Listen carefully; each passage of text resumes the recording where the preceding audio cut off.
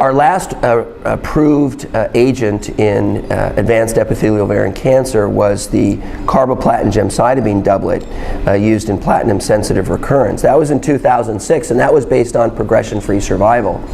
Since that time, it's become very difficult, if not impossible, to get agents approved in ovarian cancer based on a PFS endpoint.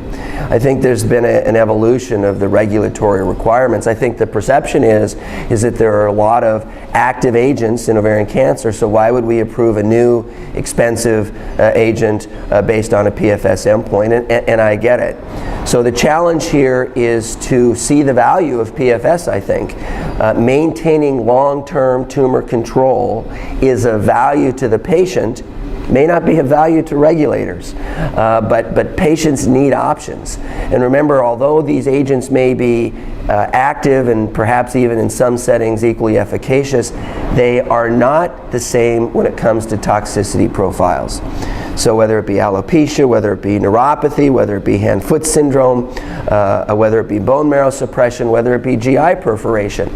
So as a clinician, we need new agents, ideally approved on a PFS endpoint, so that we can individualize our treatment in ovarian cancer, which of course is the key.